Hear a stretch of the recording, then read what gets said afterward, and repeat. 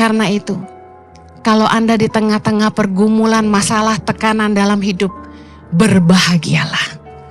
Karena Anda adalah orang-orang yang mengalami indahnya pertolongan Tuhan dalam hidupmu. Katakan amin. Katakan Tuhan baik. Haleluya.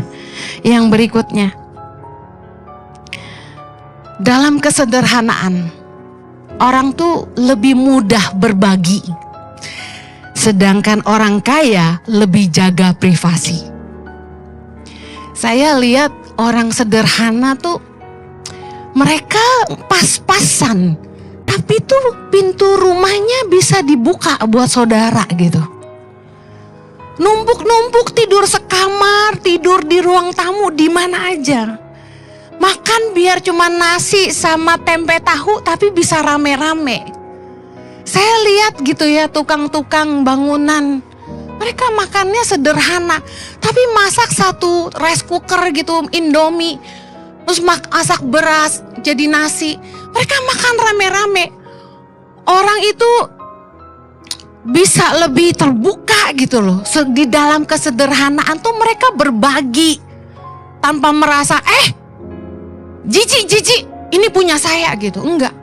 Sedangkan orang kaya lebih gini, privasi.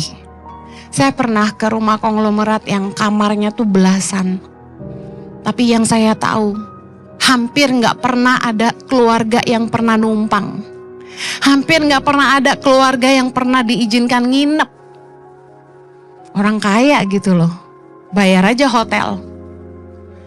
Tapi saya menyaksikan bagaimana orang yang sangat sederhana bisa nampung anak-anak pedalaman yang gak bisa sekolah tinggal di rumahnya. Seorang ibu tanpa suami, seorang penginjil, saya temukan itu. Dia nampungin anak-anak pedalaman yang gak bisa sekolah. Karena Anda tahu di kampung gak ada sekolah. Jadi mereka harus numpang di kota. Di kota mau ngekos gak ada uang. Nah, orang ini di dalam kesederhanaannya, dia bisa bantu anak-anak pedalaman tinggal dan makan apa adanya dengan dia. Saya mau tanya, Anda yang rumahnya besar, yang makanannya banyak, yang rumahnya mewah, Anda mau gak terima orang susah tinggal di rumah Anda? Ya di kamar pembantu boleh, Bu Heni.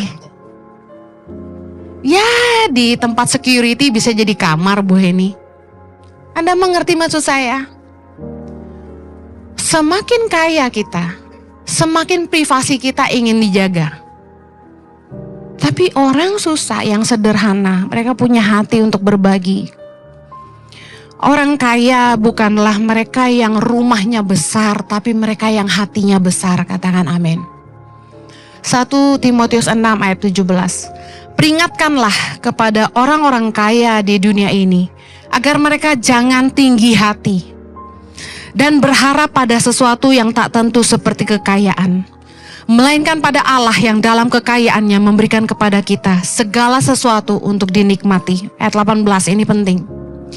Peringatan untuk orang kaya, peringatkanlah agar mereka itu berbuat baik, menjadi kaya dalam kebajikan. Katakan kaya dalam kebajikan. Suka memberi, katakan suka memberi.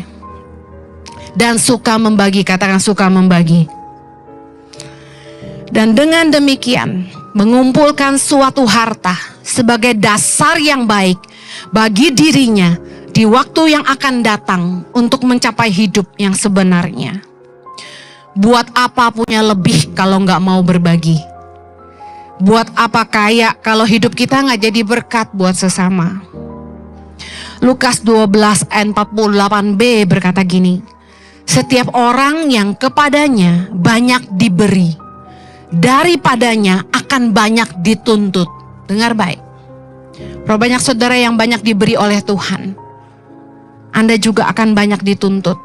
Dan kepada siapa yang banyak dipercayakan, daripadanya akan lebih banyak lagi dituntut. Jadi kalau di dunia ini Anda dipercaya Tuhan dengan kedudukan, nama besar dan kekayaan, saya kasih tahu, jangan senang dulu.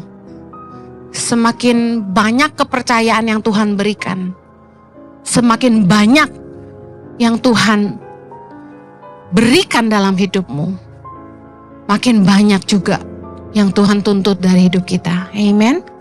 Karena itu, marilah suka berbagi. Marilah menjadi kaya dalam kebajikan.